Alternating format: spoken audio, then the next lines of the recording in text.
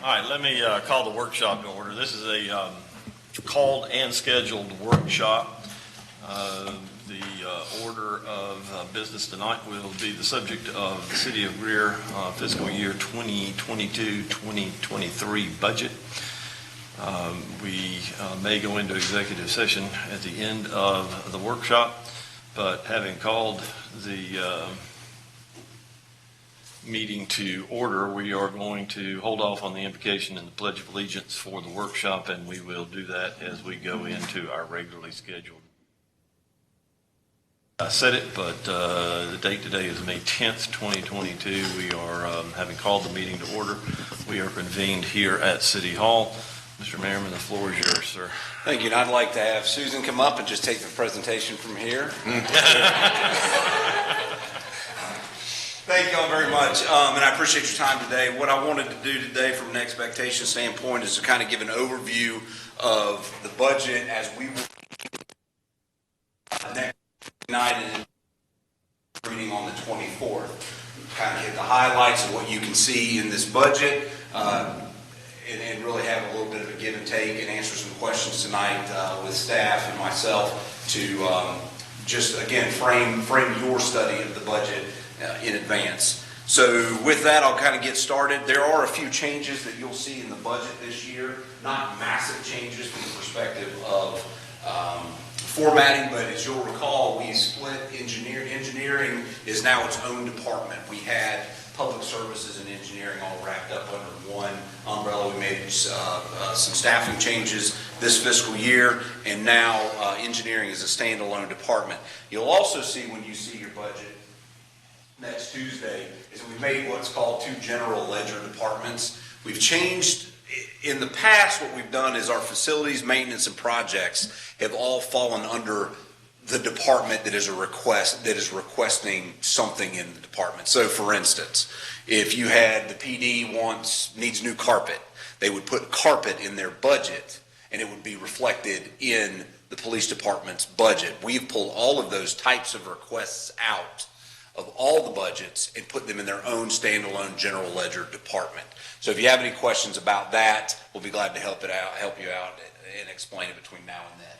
The second one is very similar as IT. You would have similar requests for a new desktop computer, a new fill in the blank. We will take those again, and they're their own general ledger department moving forward.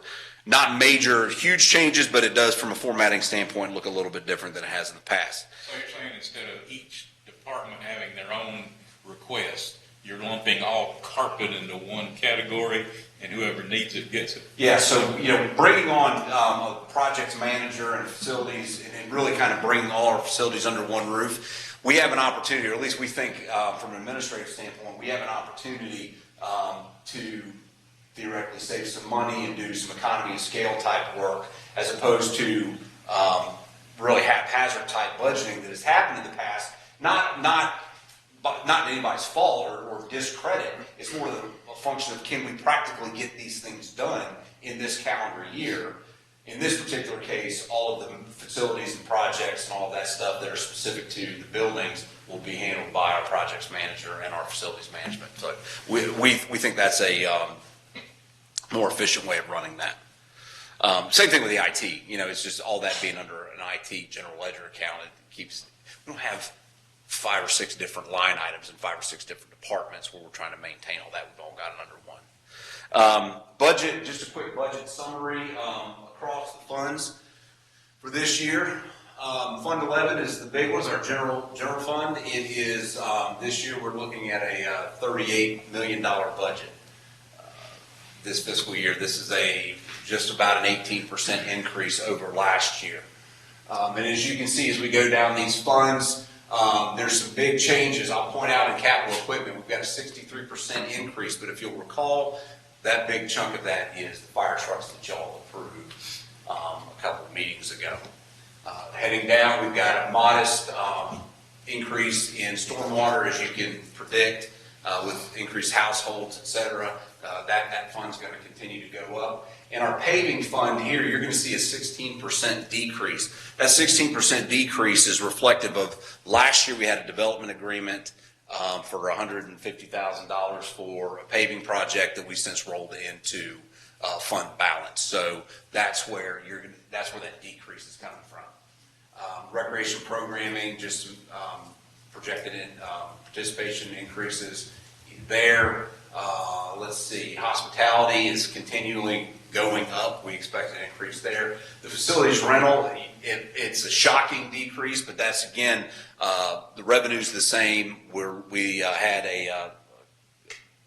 really actually the Cannon Center deck project in there last year. We had put that into that facility rentals budget and at the tune of $200 and some odd thousand, and it didn't come in anywhere close to that. So that explains that percentage decrease. And Greer Golf is actually doing well, and we are anticipating a modest increase in the golf course. And we're going to get into these a little bit as we continue to move on. But the big one's the general fund. Our operations budget, like I said, is increased nearly 18%, but revenue is going up as well. As we get through the general fund and we talk a little bit about personnel, et cetera, I think this is going to make sense. But I think a big change, and one thing I want to point out, is the changes in our fire services. You know, we are expanding those services and potentially building new stations. So a lot of that is reflecting in staffing changes and additions in staffing in fire as well as other departments. But the bulk of that increase, that 18%, is directly related to personnel. Let me ask a quick question. Yes, sir. Under the operations, of that 18% is, I'm assuming that we have increased our numbers for fuel. Yeah, all of those. We've taken into account, yes, fuel, et cetera, the increases in all of those line items. And you'll see when you get your budgets next Tuesday and you get into the details, you'll see those requested increases year over year. For instance, we did, I think, we did a 60% increase in fuel in the fire department. Don't hold me to the 60%, but it's something along those lines. But we realize that this stuff's going up, so we have budgeted accordingly. Lease purchase. This is, again, that big jump is directly related to trucks. The two new frontline pumpers that we've ordered, but we've got new positions that are coming in that will require vehicles, which is additional fleet. But one thing I do want to point out, and David may want to explain it a little bit more in detail than me, but there is a lot of volatility in this lease purchase fund, at least in my estimation, given our inability to properly purchase equipment because of supply chain issues in the year in which y'all passed the lease purchase budget. So, for instance, we would like to say we need 15 cars and 10 trucks and whatever else. We would like to be able to order all those things in a year and get delivery of them in a year. Well, as you know, the reason we bought the trucks the way we did is there's a 20 to 24 month turnaround time on the trucks alone. We're seeing the same thing in some different types of vehicles. Lawnmowers is a perfect example. We're looking at 10, 11 months before we get delivery on some lawnmowers. Nothing unique to the city of Greer. I think it's something everyone is having to deal with, but it is a challenge this year budgeting lease purchase that will require a catch-up next fiscal year or the next. And when I say catch-up, to me, it's more of a pause in the lease purchase fund for a fiscal year. Is that probably the best way to explain it? It's pretty close. We probably this year would have delayed as far as budgeting dollars for our fleet vehicles until next year because we're seeing a 12 to 18 month turnaround at a minimum in ordering or under our normal processes. The state contract holder this year, which is I think Big Bailey, pre-order next year's vehicles out of the current year fleet. So he ordered 30 additional vehicles and gave us 20. Set aside 20. First right of refusal to earmark those for us. So we earmarked 20, not anticipating taking that many, but we earmarked 20 and no no detriment to the city. We can take as many or as few as we need, up to that 20. But taking advantage of that, we will be able to take possession of those vehicles in this fiscal year. Otherwise, we would have seen a delay in budget dollars in this year until next year. We would order them this year, borrow them up next year.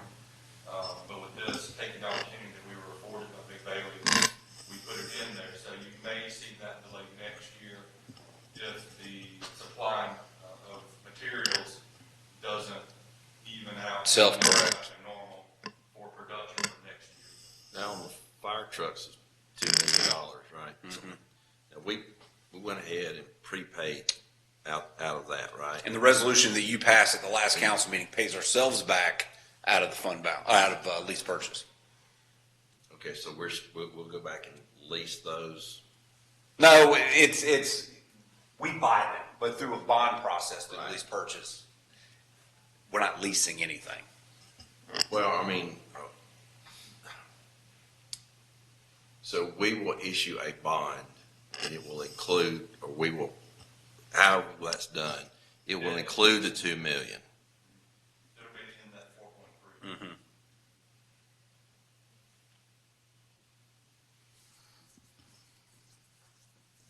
Okay. Follow? Not quite. We borrow money each year for our equipment. Right.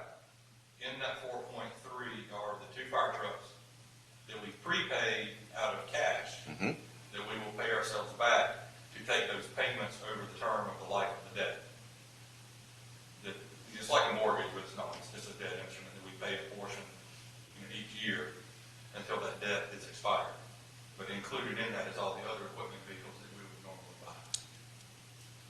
So we paid it out, the trucks are paid for. We'll basically finance the trucks, and when we get the finance dollars from whoever picks that bond up, we pay ourselves back, and then we're paying the bond. Right. Okay. Less the $2 million for the trucks. That's for all. Is that for all of it? We'll make debt payments on that entire amount over the life of the term. Because we got to pay ourselves back. That's right. Okay. Now, is that, do we come out, well, I guess it'd be the same way. It all comes out in the end the same.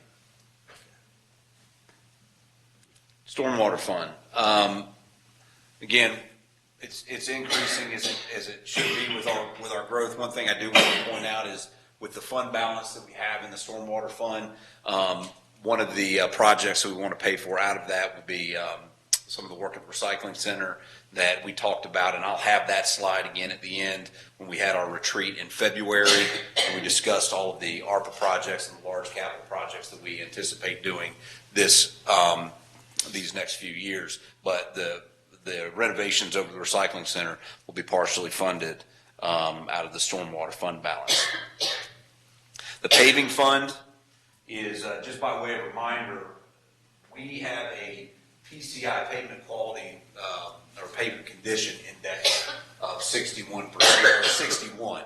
That 61 just reflects where we are citywide with our paving. If we fund it at that $1 million level, we will maintain status quo at that 61 pavement score. So this budget reflects the dollars needed to maintain the roads as they are now. That's just our share. That's ours. That's just our share. Yes, sir. Recreation, no detail needed to go in there. There's that's reflective of just some growth in our programming. Same thing with hospitality. We see it continuing to grow up year after year. Facility rentals, I think, is healthy. Greer Golf is very healthy for us too. As a matter of fact, we're anticipating an increase in membership. Our staff in Parks Recreation and Tourism negotiated with one of the developers across the street that a 1-year membership to the golf course would be included in the sale of all the houses. So we are very hopeful that with what we are improving the golf course to be, and not only with the golf course, but with the trail system and everything else that's going around it, that some of those members will stay and continue to enjoy the benefits of membership. So a lot of the questions that we've had about Greer Golf over the last couple of years hopefully are being answered, because we are making the necessary investments in the golf course through property acquisition, trail development, and general improvements to the course, the clubhouse, and the grounds to warrant continued investment in the golf course. So long story short, we're doing pretty good. We maintain course and speed.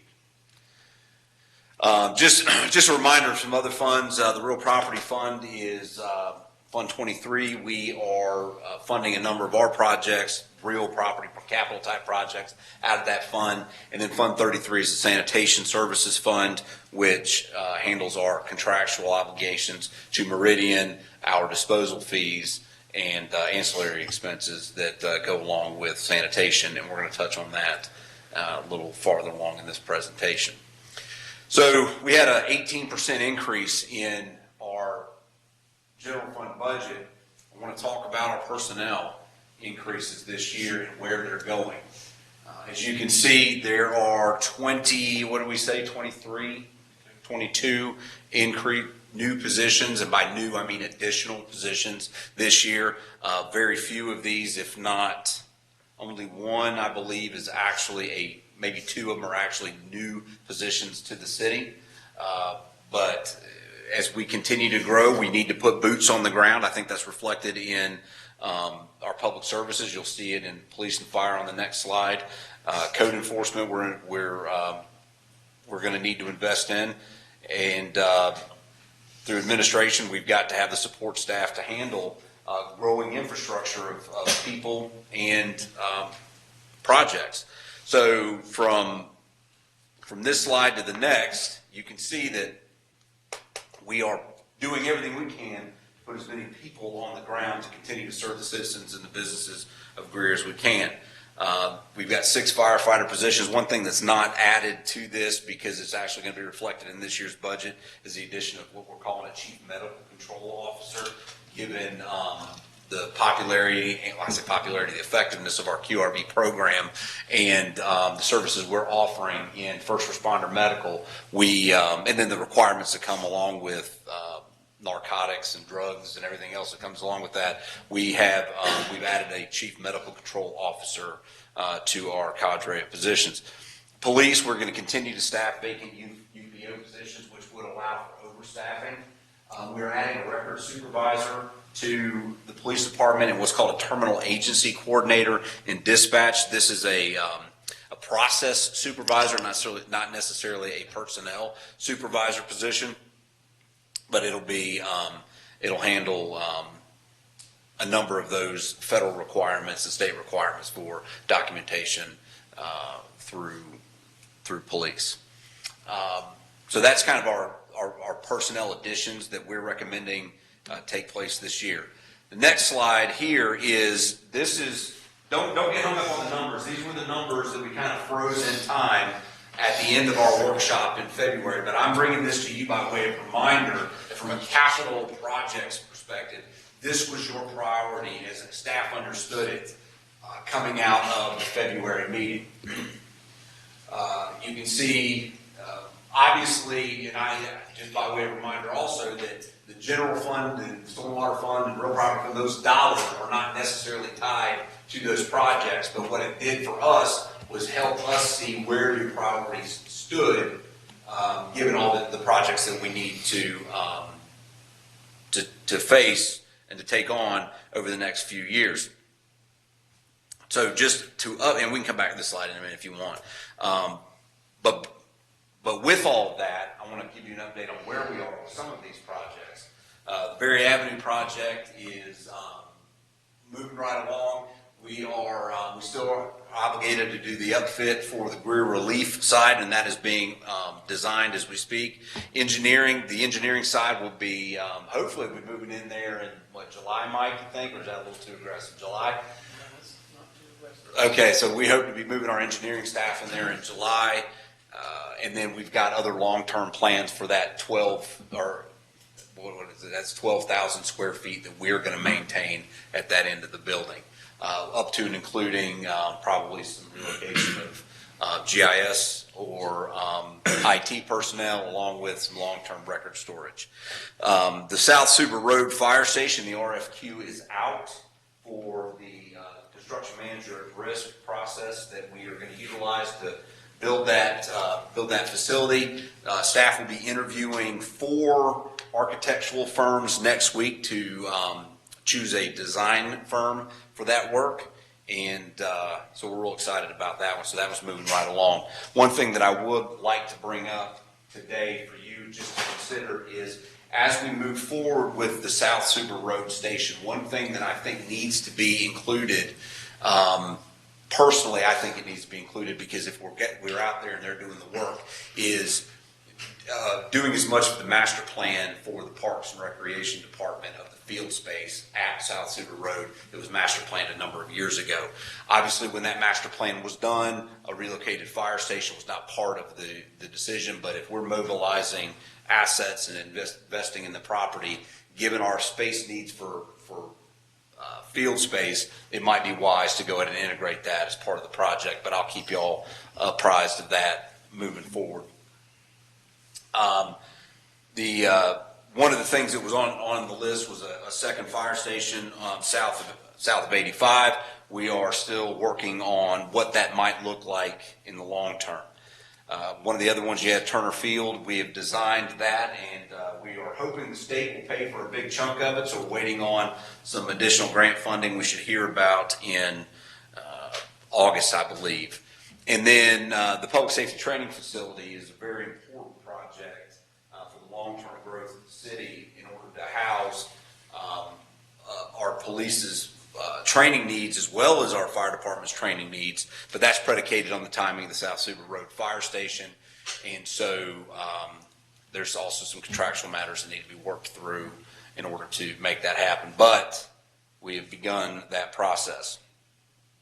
So that's just an update on some of the capital projects, a reminder of what y'all's priorities were with the ARPA funding, and then the other projects that we need to do. I want to shift a little bit into the revenue, specifically some recommendations for where we stand fees. This budget does not have an increase in millage at all, but there are some recommendations that council will need to consider from staff relative to fees and paying for some of the services that are offered. As you can see, Greer Golf, we're recommending going to one standard fee and removing the resident, non-resident fee. I believe that would be, Susan, was it a $2 increase? And I think it went from 13 to 15 or 15 to 17, but don't hold me to that. It'll be reflected when you get your budget on Tuesday. Now, why would you do that? We went back and looked at where we stand with like golf courses, and we think that there's room for an adjustment on our fees. We're pretty low. We're pretty low, and I think that we can absorb a fee increase at the golf course, a modest one, to continue to do the things we want to do out there. I think we're selling ourselves a little bit short, to be honest with you. And maybe so, but so it would be a $2 increase on city residents. Is that right? Or on residents who go out to pay the green fee. Do you have that? Is that what it was? Yeah, it was $2. So I am for everybody. I would. It would be if it were totally up to me. I would say put that $2. Do a $2 increase on the non-resident fee, be a $4 difference, because without the residents of the city, we wouldn't have the golf course. Without the residents, us using the tax dollars, we wouldn't be able to do these renovations and so forth. I just think it's, at least for now, say, there are benefits for being in the city. I mean, it's not a real big benefit, but. Do we have any breakdown on how many are actually residents of the cities that are members of the course at this point? I can get you that information. I mean, we've only got how many members right now? What was our total membership, Susan? I don't have that. It's somewhere buried in one of those files, Mayor. I can get it for you. I think to your point, yes, there would be no golf course without the taxpayers of Greer purchasing it. I think the flip side of that argument is there will be no continued golf course in the city of Greer without the member support of non-resident members to help maintain it. So that to me is where I think the distinction can be made to warrant an increase. Yeah, well, And I think maybe, I don't want to put words, but I think part of what you may be asking, that resident versus non-resident differential, and the recommendation to do away with that differential. There are so many options out there at the golf course between all the little pieces that are attached to the fees. And then you double it because you have resident and non-resident. Even though we have a computer system out there, it becomes an administrative nightmare for that person at the counter handling all those different options. For what was a $1 benefit. So, I understand the argument, but it's creating a lot of back-end paperwork on the accounting staff just because there's a differential that is not being properly handled at the county. And this is a philosophical argument that the council can make. This is designed to be an enterprise fund, so it needs to be self-supporting, just like sanitation. no, I understand that. I'm just saying that basically, for, all taxpayers in the city, we as leadership borrowed money from them to do this, and we're giving the non-residents a much better product than was ever out there. We're giving the non-residents a choice to play golf in Greer, because without the city, that place would be non-existent today. So, but I guess that this is the when we go to debate the budget, we time to take that. And the complaint I've heard is not so much the amount of the fee, but from senior citizens, that the differential for senior citizens is almost nothing. Okay. I kind of agree with Jay. I mean, we give resident, non-resident for everything else. I don't see why we couldn't do the same for the Greer Golf, even if we have to increase the non-resident fee to compensate and make that gap bigger. I think it's worth our time to continue that, for sure. Noted. Well, with that, we've increased the green fee, cart fee, and some membership fees in the driving range, but no change in member cart or golf membership fees. Parks and Rec, you're going to see some small increases in some athletic fees, but nothing major. Nothing jumps to mind. I think there was a couple of our newer programs we didn't have priced right, and so there's going to be some increases there. Building. Go ahead. If I might ask, what's driving that we need to increase fees? I think just the general cost of providing the services for everything you're going to see is going to warrant an increase in cost. Because if we're not going to pull it out, if we're going to continue to offer services like Parks and Rec or some of those other things, we're seeing the increase in costs and everything else. That's got to either be borne through the general fund or through the fees that we charge for those services. Building Development Services, we are going to increase we're recommending the increase in the sanitation cart fee to match the contract, which will be on the next slide. The police and fire for events, we've had to increase our security fees to match other agencies, but those are generally borne by the person renting the facility. So but those increases are going to go up. So if you're having an event in the city hall that has alcohol, our insurance requires you have an armed police officer here. So that person renting that will just have to pay a higher fee for the cost of that protection. Finance, we're recommending finance to remove the decal fee for contractors, and we propose waiving fees and taxes for disabled veterans to match the program that the counties offer. We are also recommending an increase of $5 per ERU for our stormwater. The last increase was 8 years ago, David, or was it? It's been some years ago. Well, we're at 25 now. We're at $25 annually now. We're looking to go to $30, and that so in anticipation of the question of why, going back to the way we handle our paving and our road program, if we don't maintain that 61 PCI score, our roads will degrade to the point where we won't be able to maintain them, and we will have to raise the dollars significantly higher just to bring those roads up. The same thing with our stormwater system. As we continue to do studies of what we've got going on underground, we know that the $25 per ERU will not sustain a stormwater management program in the long term. So there needs to be some incremental increases in stormwater. Sanitation is the same way. We are requesting this year a $20 increase per household per year to cover our costs, which are increasing at the landfills and our cost of collection.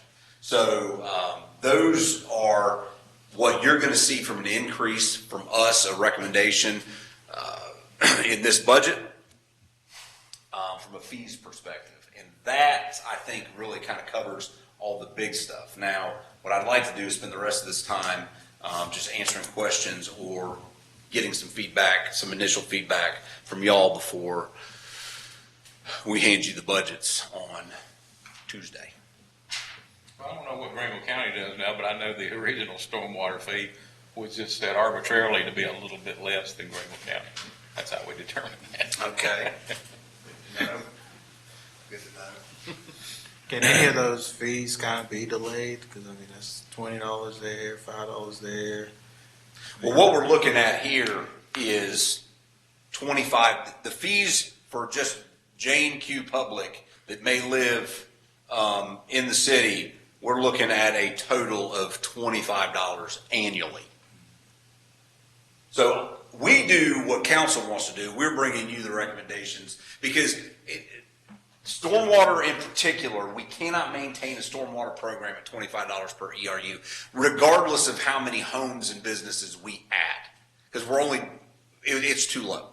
The sanitation one is of particular interest to staff. Mike and I and Susan were having this debate before we even came down tonight because we're renegotiating the contract. At this time, we're going to be bringing to y'all a new contract before the end of this fiscal year, but that fund needs to stand on its own. And as it stands now with the dollar amounts that we are charging, it is not enough to cover the cost of running a sanitation program.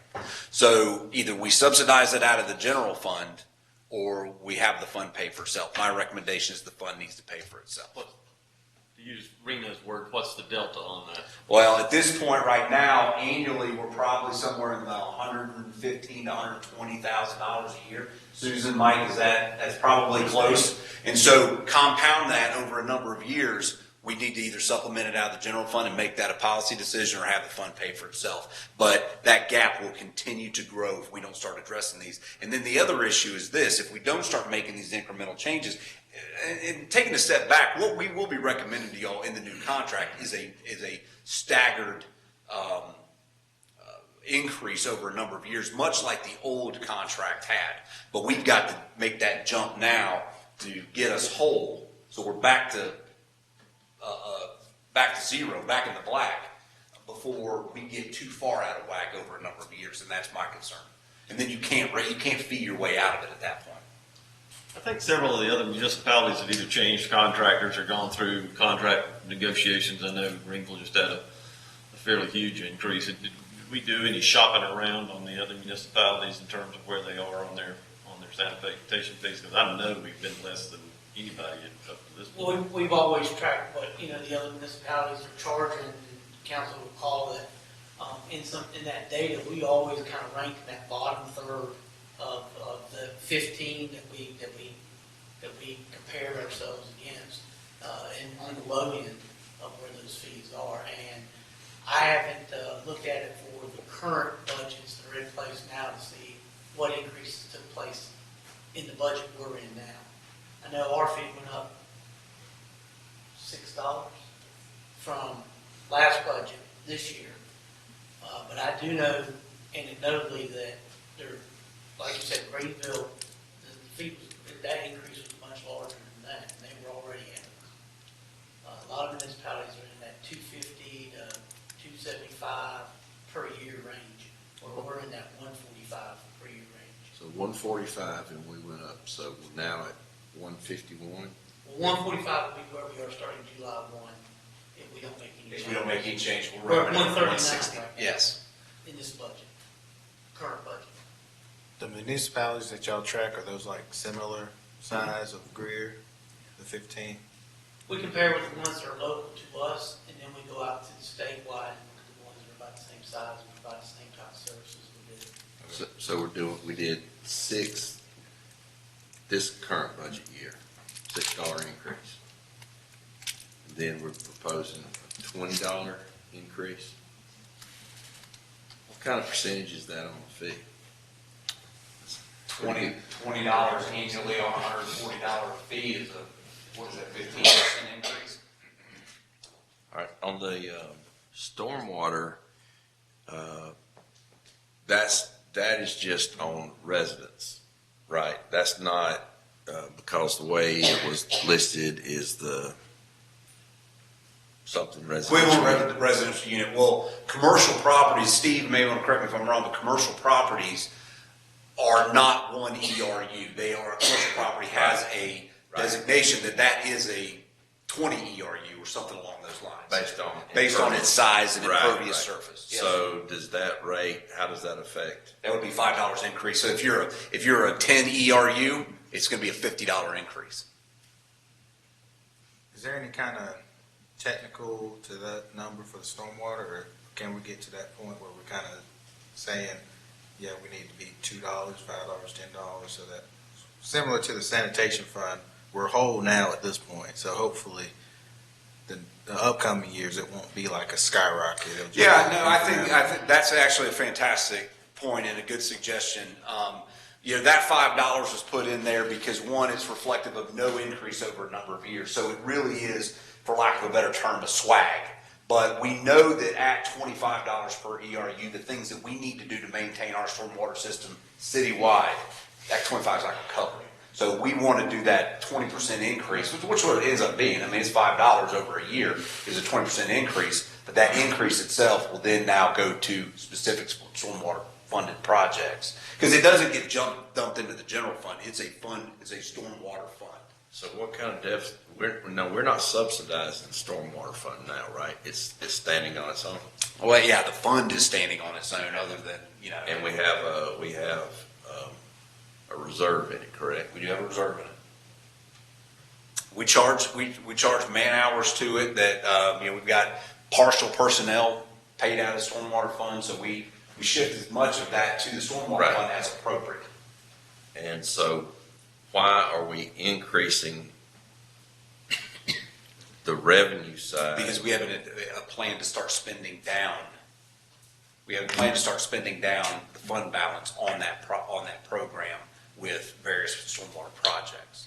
So one thing that you'll see in the budget, and we've got that in there this year, is to do the basin study, to start mapping what's underground. So we're putting those dollars to use. But as we put those dollars to use, it's going to draw that fund balance down. We need to be in a position to start putting it back in there to fund those projects. Or we'll just have a stormwater program that we won't really have enough money over time to do stormwater projects. We got to get to that point where we know we can identify some projects that need to be funded in the next few years. And what we're doing right now for this, almost this whole fiscal year, we've been meeting with the consultant, WK Dixon. They're coming in every month or two, meeting with stormwater staff and finance and administration and public services, putting together a comprehensive stormwater program. Part of that right now is identifying our assets, which is the basin study that Mr. Merriman just mentioned, but that's only one basin of the three that we have, multiple basins.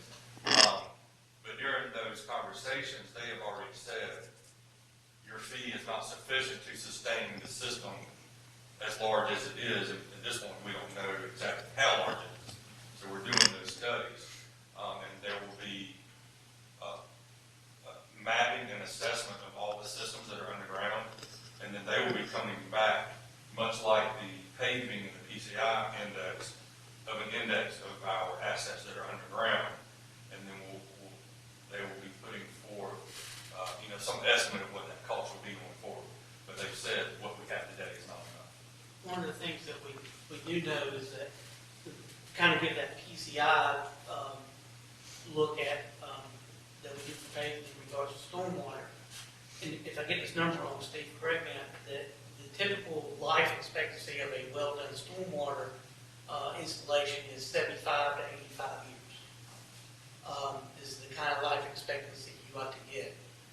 We have a lot of systems that probably were installed around the 40s that we know is going to be over the next 5 to 10 years, maybe even now, even if something was installed in 1940, that's 82 years, that are going to need repaired and need replacement. Like Wade Hampton Boulevard is a good example, where we're starting to see a number of systems fail along Wade Hampton Boulevard because a lot of that stormwater was installed when the superhighway was being constructed.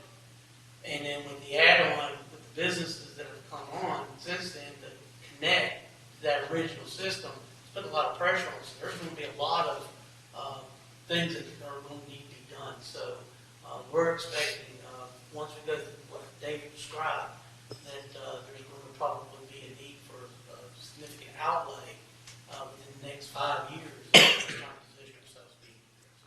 So, let's go back. We've got a consultant who said, you're not charging enough. It doesn't meet the demands, but they don't have a budget, so we don't know. But we do know we have projects out there that we can do, and we could throw some numbers at it. And the ERU is going to go up $5 for each resident. And that's 20%. Now, when you look at your businesses, on the business side, that's a pretty big chunk, 20%. And we're sitting in a time of great inflation, where a lot of businesses are having tough times just to get the parts in they need to create sales, whatever. That's just something to think about for our day. I do have a question. With the development agreements we do, is that just a catch-all number that can be applied to a number of things for the most part? Well, not a number of things, but Yeah, so we specifically infrastructure. write in those development agreements that it's going to be used for capital type projects. Fill in the blanks. Most of the time, it's especially these ones that are south of 85, in the area south of 85. Is there any way to maybe just survey or just look into maybe writing a stormwater component into those development agreements to say, for these number of lots, it's going to be, let's say $1,000 per lot, and then for stormwater solely will be X number? Just a thought. Theoretically, maybe.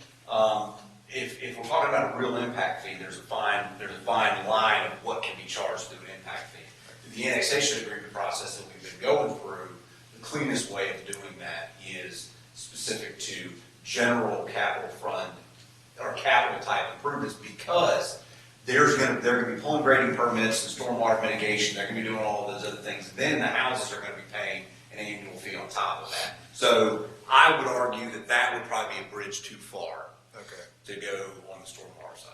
So basically, we just need to up our development agreement numbers, possibly. Well, on the Yeah, and I think the issue there in the long run would be the inequity of that in terms of what people are paying that have a set amount as opposed to what they're paying in a set amount and then an extra amount and that sort of thing. I think the whole reason that the stormwater system was set up with some equity and it's changed over time depending on what the body is, but that there was to be something that was equal to a unit, and that was what the basis of it was meant to be. Mr. Mayor, your question about the membership was 105 last month. We had 105 members out there. 90 additional ones will be in with that neighborhood coming in across the street. So that was that was our numbers as of last month. The way I look at funds like stormwater, garbage, even paving is, I think they need to be sufficiently funded, as you say, to do projects and to make sure that we don't get into the red without profiting off of the citizens.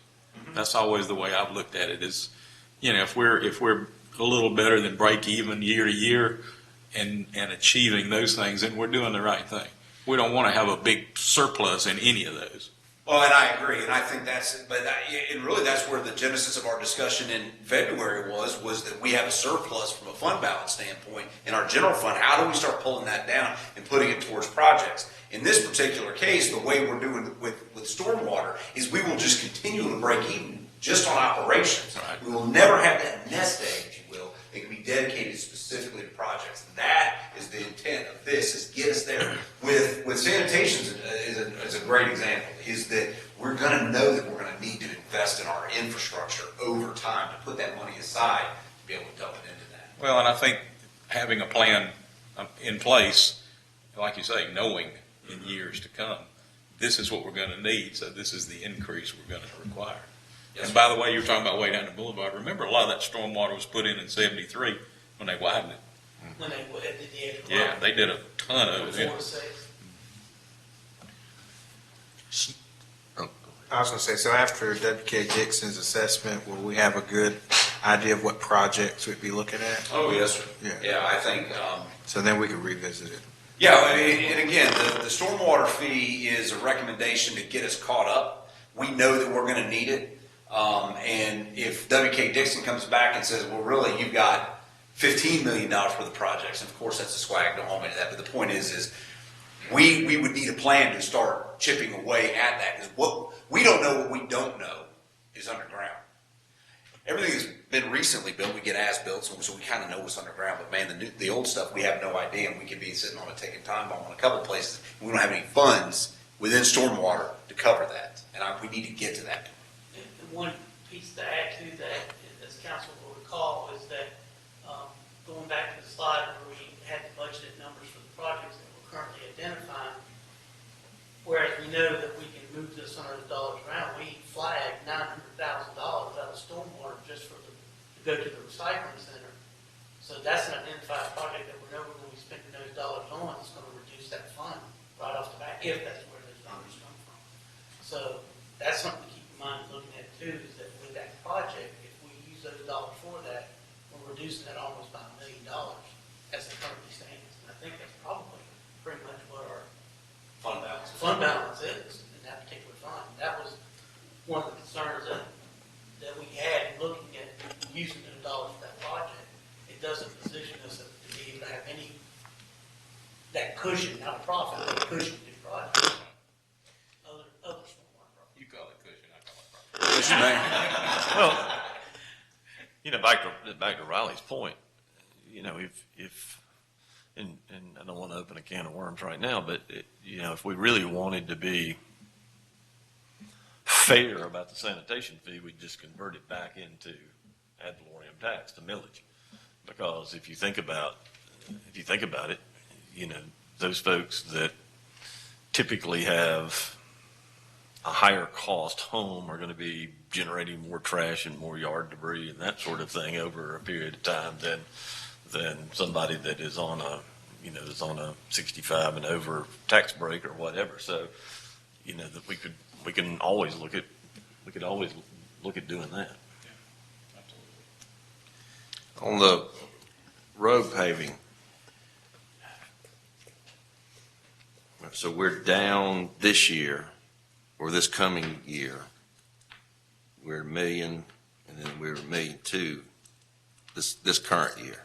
The $1.2 million was reflective of a development agreement that was specifically had $150,000 in it, that was tied to a match for C-Fund projects that we had budgeted in last year's budget. Now it's rolling into the fund balance of the paving fund. Okay. And that only maintains us at 61.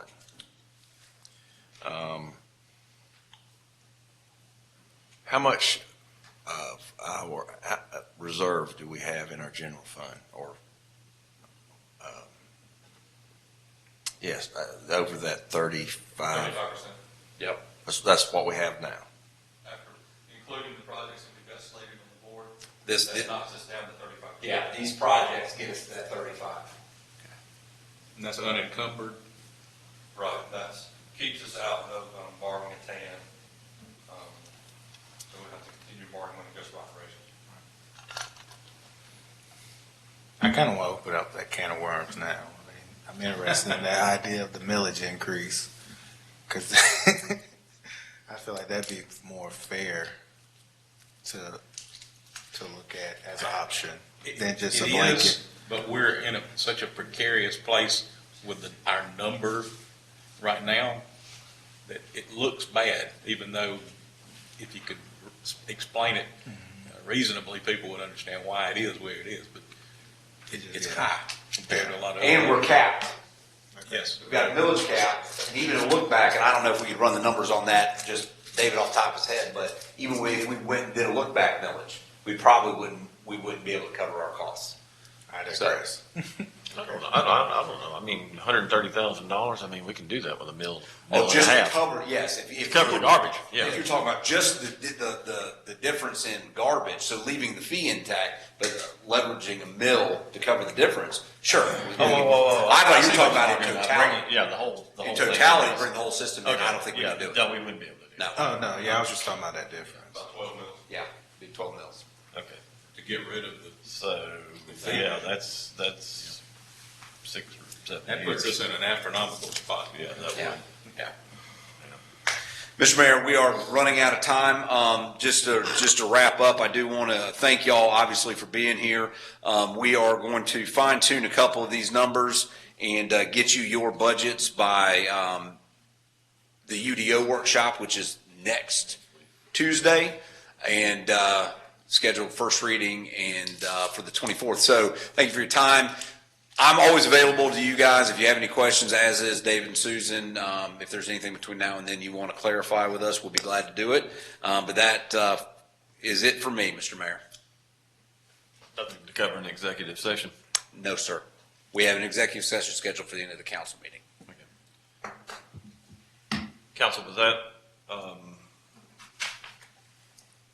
let me call the workshop to a close.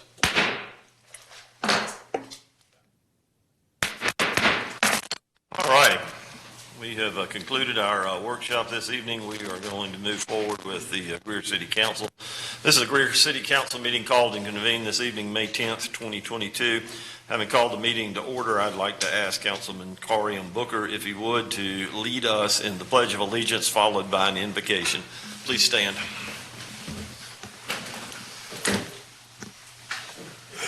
Pledge allegiance to the flag of the United States of America and to the republic for which it stands, one nation, under God, indivisible, with liberty and justice for all.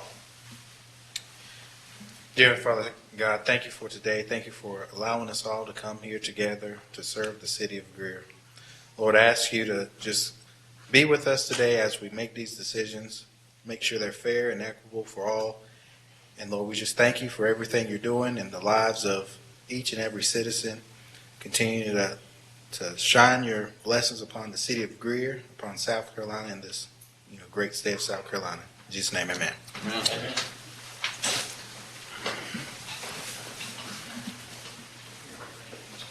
We thank you for joining us this evening. With that, we will move to the public forum. Ms. Duncan, do we have anybody up here in public forum? No, sir.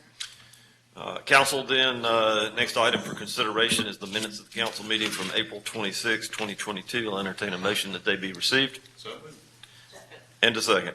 Any items of note for the clerk? Hearing none. Ms. Duncan? Mr. Arrowood, Yes. Mr. Booker, Yes. Mr. Humper, Yes. Mr. Bettis, Ms. Albert. Yes. Mayor Danner. Yes. Mr. Administrator, the report is yours, sir. Mayor and Council, thank you. Again, thank you for your willingness to be here for the budget workshop that we had prior to the council meeting.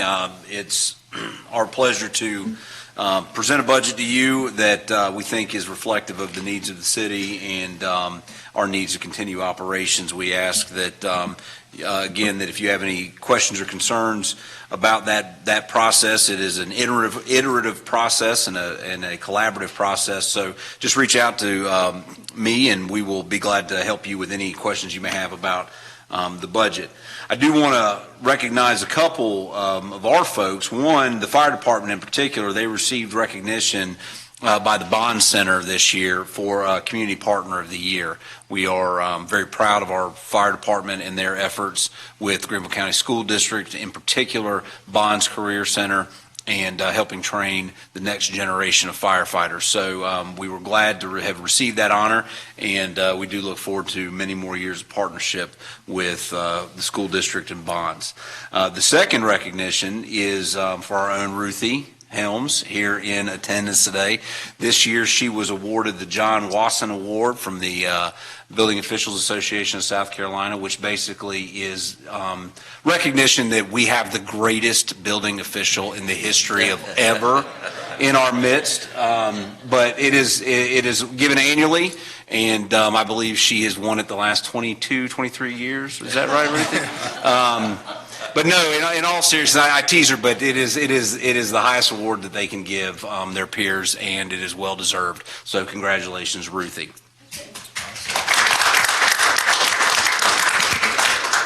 A reminder that the UDO workshop that we had originally scheduled for, was it the last meeting, has been rescheduled for a week from tonight, next Tuesday at 6 p.m. in these chambers. We are also, I'm proud to announce that we will be opening the pickleball courts at the Tryon Rec Center this Thursday night between 5 and 8, and I do believe our own mayor will be doing the ceremonial first pickle pitch or whatever, whatever had the inaugural serve, whatever that is, but that has been an ongoing project for our Parks, Recreation, and Tourism Department, and we're real proud of it. And so if you can be here Thursday, that will be a sight to behold, I can imagine. With that, Mr. Mayor and Council, that concludes my report. What time was that? Between 5 and 8 on Thursday. And I was just looking, it's, I will serve the first pitch sometime early in that, it doesn't say, but we can get you more information if you'd like. I'm hoping it's easier to serve a pickleball than it is to throw the first pitch out at a baseball game. Next week's workshop is at 6. Yes, sir. Thank you, sir. We appreciate it. Council, let's move to items of old business. For those of you that were here at our last meeting, this should be less lengthy and less exciting. So let's move forward. With our first item of business, the second and final reading of ordinance number 16-2022. This is an ordinance to change the zoning classification of properties owned by L&W of Greer Incorporated, located on Hawkesbury Drive, Woodruff Drive, and Gap Creek Road from PD to R12. Mr. McMahon, any new or additional information in that regard? No, sir, there's no new information. I will accept a motion to receive for the purpose of discussion. Second. And a second. Floor is open for discussion. Questions? Mr. Mayor, I'll just say again, obviously everyone may remember this one's near and dear to me in the backyard here. And I'll just say once again, whereas I think, as a resident in the area, I feel what some of our other constituents and residents and other matters may feel and express in ways. At the same time, I support our growth and the way that we're growing. And I can also appreciate the fact that what we're considering here is much less intense and less dense than what was originally planned. And so for that reason, I think it's in our best interest in that neighborhood, and I support this request. Thank you, sir. Others? Discussion. I remember we talked about alternative route back there. We axed that, right? I mean, they didn't look into that anymore, did they? I think it was like Woodruff something back there. Yes, sir. I believe they decided that wasn't an option that they could do. Discussion. Questions? Comments? Hearing none. Ms. Duncan? Mr. Arrowood, Yes. Mr. Booker, Yes. Mr. Hopper, Yes. Mr. Bettis, Yes. Ms. Albert, Mayor Danner. Yes. Second and final reading of ordinance number 20-22. This is an ordinance approving a major change to a design review district of certain real property in the city of Greer related to a Gilbert Street townhomes development. Any new or additional information in that regard, sir? No, sir. Entertain a motion to receive for the purpose of discussion. Second. Floor is open for discussion. Questions? Comments? Hearing none. Ms. Duncan? Mr. Arrowood, Yes. Mr. Booker, Yes. Mr. Hopper, Yes. Mr. Bettis, Yes. Ms. Albert, Mayor Danner. Yes. Third item before us is the second and final reading of ordinance number 21-2022. This is an ordinance to change the zoning classification of property owned by Brian Fowler, Gregory Taylor, located on North Main Street from RM1 to R5. Any new or additional information in that regard, Mr. McMahon? No, sir. Entertain a motion to receive So moved. and a second. Second. Floor is open for discussion. Comments? Questions? Hearing none. Ms. Duncan? Mr. Arrowood, Yes. Mr. Booker, Yes. Mr. Hopper, Yes. Mr. Bettis, Yes. Ms. Albert, Mayor Danner. Yes. Council has moved items in new business, the first of which is asset management software approval. Mr. Grant joins us for that conversation. Thank you, Mayor and Council. Before I go for the ask, if you would indulge me for just a few minutes to kind of explain the premise for a need and some examples of the capabilities of this software and how we plan to use it. So you're all well aware of the growth Greer's experienced over the last 10 years, and we're constantly adding to our infrastructure in terms of buildings, parking deck, miles of new roads, sidewalks, and storm drain systems, and vehicles and equipment to maintain all this infrastructure. So you couple that growth with the fact that all our older systems infrastructure has deteriorated over time and is currently being stressed with infill growth as well. So considering this information, along with the fact that in many cases we have little to no condition or location data on much of our infrastructure, it's becoming increasingly difficult to manage our valuable assets in a cost-effective manner. So with the exception of our asphalt and roads, on which we have good condition data and we do proactively manage, we essentially reactively manage all our other assets and infrastructure. We're essentially waiting on a failure, and then we try to find funds to repair or replace. So this is not really the most cost-effective way to plan or manage our assets or our funding. So asset management software can give us life cycle understanding and management of our infrastructure so that we can purchase, operate, maintain, and dispose of it in the most efficient way possible. Starting in 2020, staff from administration, finance, engineering, public services, and IT have evaluated 6 asset management software solutions. From those evaluations, we concluded Cartograph was the best product for the city of Greer. It is a well-known asset management and work order system in use around the U.S. Nearby neighbors who currently use Cartograph are Anderson County and City of Anderson, and the City of Malden recently decided to implement Cartograph as well. We expect to use Cartograph to help us manage work requests, work orders, as well as our asphalt, storm drain system, building systems with HVAC and roof, fleet vehicles, sidewalks, ADA ramps, street signage, and striping. Cartograph will give us real-time tracking of work orders of who, when, where, and what was completed with easy reporting and a history log of an issue and resolution instead of relying on someone's memory, a paper log, a spreadsheet on someone who's on vacation's computer or looking for a paper ticket in a box. This work data will be stored digitally and tied to our assets in GIS so we can review the work maintenance history on all our assets at any time and in one place going forward. All the institutional knowledge will be stored in the GIS. Some samples of capabilities that will benefit the city and the taxpayers. Electronically created and stored work orders would allow easy reporting and follow-up status updates without having to track down who did something or if the work was ever completed. Automatic renewals of certain tasks if needed. For example, there's a culvert on Beverly Avenue that dumps into a ditch that runs behind the OC all the way down to that creek. It's probably a 300-yard long ditch. It flooded last year, and the houses on Clayton Street, it flooded their backyards, and we got a call about it. So Public Services went out and cleaned out the ditch. Probably never been cleaned out. Well, with this software, we can put in an automatic work order that renews. It'll pop up every year automatically and say, go clean the ditch on Beverly Street. That way, we don't have to think about it. We don't have to plan for it. It'll just automatically pop up, and we just take care of it before it becomes a problem again and floods out the people on Clayton Street.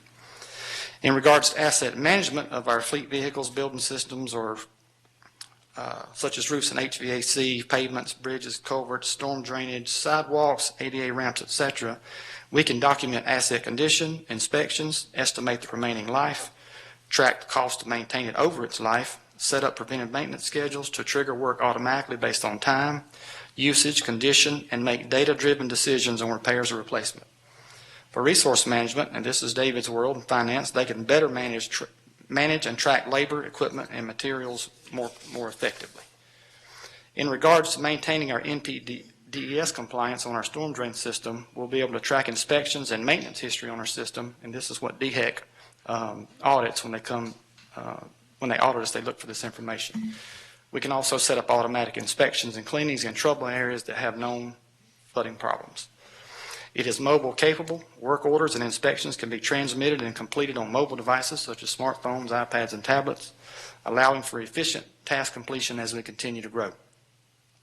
There's also a feature called Scenario Builder, which runs various scenarios, say for asphalt or a storm drain system.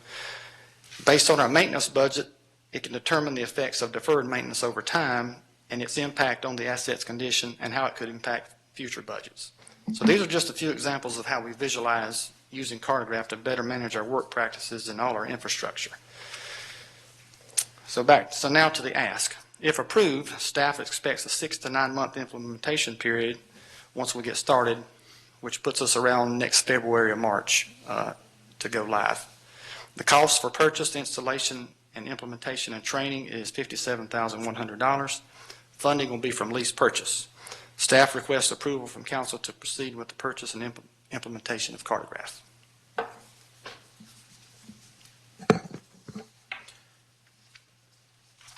I'll try to answer any questions.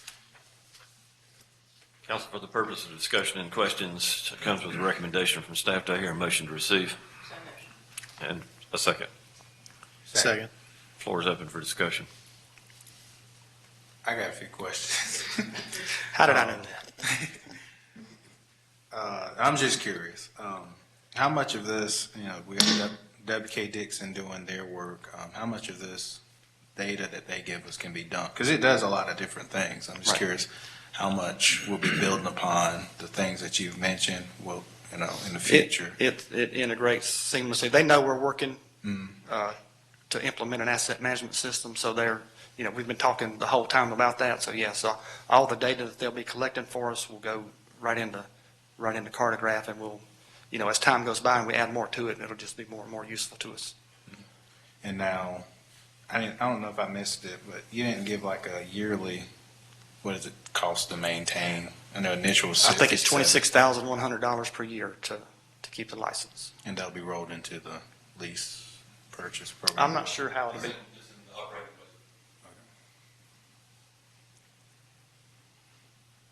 budget.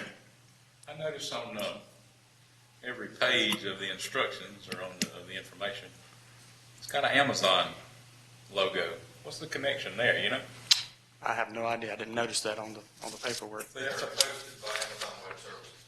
Is that what it is? Okay.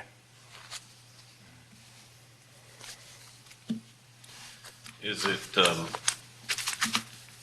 too far-fetched to believe that we'll be of any size to qualify for any of the federal infrastructure funding? Or are we just too small to get No, any of actually, that? WK Dixon is part of their scope in all of this. They're going to be looking into some funding sources for projects, so it's not out of the question. Okay, thank you.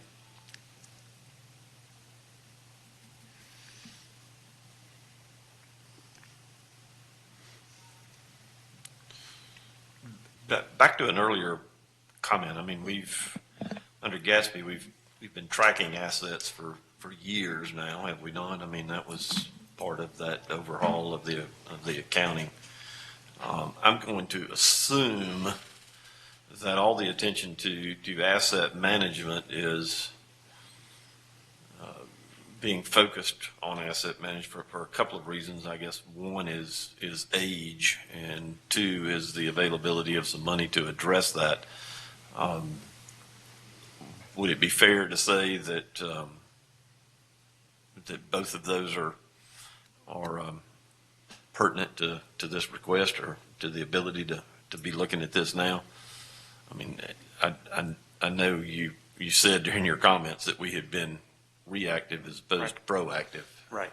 So this is our way of It'll being allow more us to get all proactive. of our, information, condition information on all of our high dollar assets in one place and compare, run scenarios on, okay, if we defer maintenance here, what's it going to do to us 3 years from now when that other big piece needs replacement too? We're going to be doubling up on the budget. So it'll kind of help us, move the chess pieces around to maybe flatten the curve a little bit on maintenance. Thank you. Others? Now that we're identifying potential issues for us in the future, do we have like a plan to implement, how do we maintain this database, let's say roads per se? Are we going to be periodically making an intentional effort to be checking on things and signs and things of that nature? Yes, as they degrade? Yes, I had actually requested a GIS technician in this year's budget to be doing that very thing. So that's the plan going forward. Yes, sir. So we're going to have multiple departments utilizing this, right? Everyone that can possibly benefit from it. Everyone will benefit from it, yes, sir. This isn't just specific to engineering, but it's everything from vertical to horizontal infrastructure will be a part of this system. So we'll all benefit. It was park and recreation. I don't know if that's assets or maintenance or exactly what that is. Both.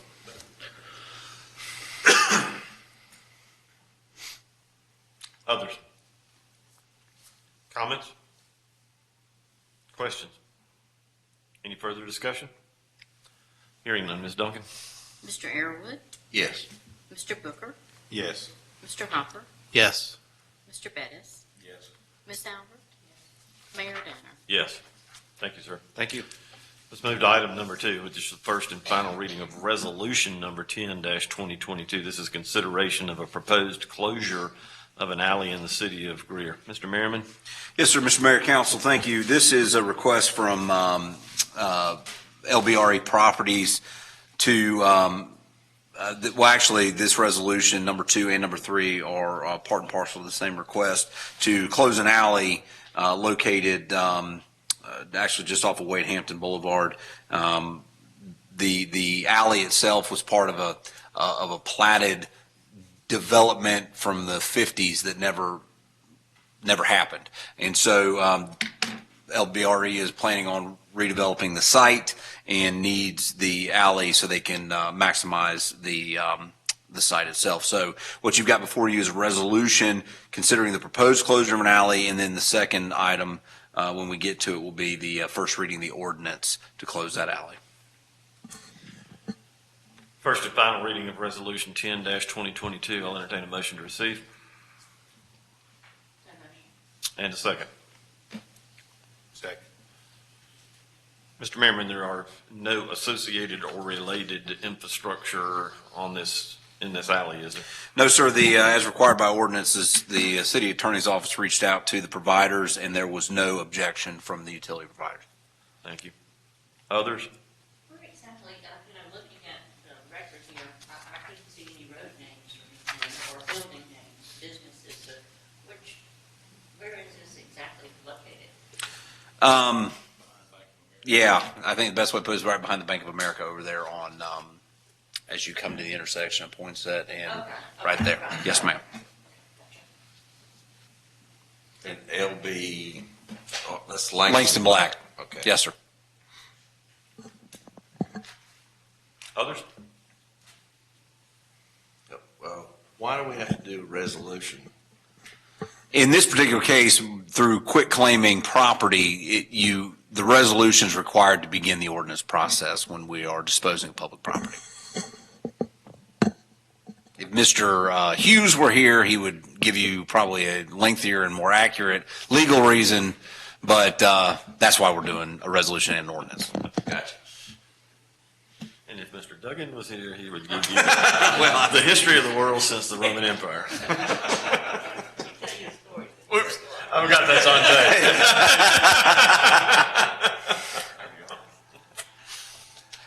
Others. Ms. Duncan. Mr. Airwood, Yes. Mr. Booker, Yes. Mr. Hopper, Yes. Mr. Bettis, Yes. Miss Albert, Mayor Danner. Yes. Item 3, first reading of ordinance number 23-2022. This is an ordinance authorizing the closure of an alley in the city of Greer and authorizing the mayor to execute a deed conveying any and all interest in the alley. Mr. Merriman. Yes, sir. This is the actual formal closing of the alley. This is the ordinance that begins that process and sets a public hearing. Entertain a motion to receive. So moved. And a second. Floor is open for discussion. Questions? Now, the way they have this drawn out, I'm trying to, is it 15 feet wide all the way around that parcel of property? That is my understanding. Yes, sir.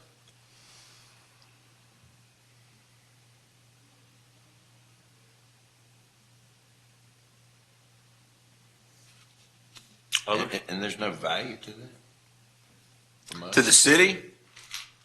No, sir. I mean, arguably, we are quit claiming 1/10 of an acre of property. And so, yes.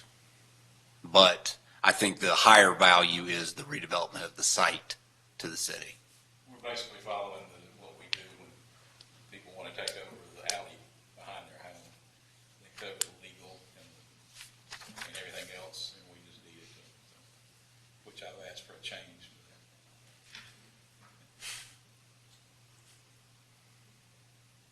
Others. Ms. Duncan. Mr. Airwood, Yes. Mr. Booker, Yes. Mr. Hopper, Yes. Mr. Bettis, Yes. Miss Albert, Mayor Danner. Yes.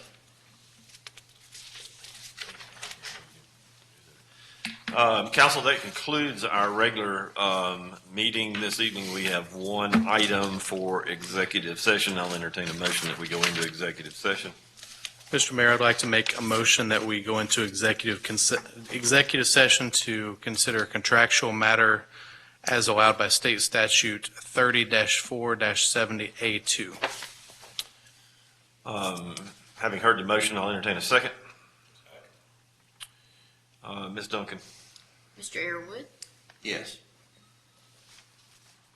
Mr. Booker, Yes. Mr. Hopper, Yes. Mr. Bettis, Yes.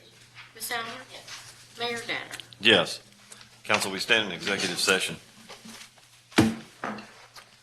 Council, in executive session, we have considered one matter pertaining to the Pelham-Batesville Fire Department. As allowed by state statute, I'll entertain a motion that we come out of executive session. So moved. Second. And a second. Ms. Duncan? Mr. Airwood, Yes. Mr. Booker, Yes. Mr. Hopper, Yes. Mr. Bettis, Yes. Miss Albert, Mayor Danner. Yes. Council? Stand adjourned.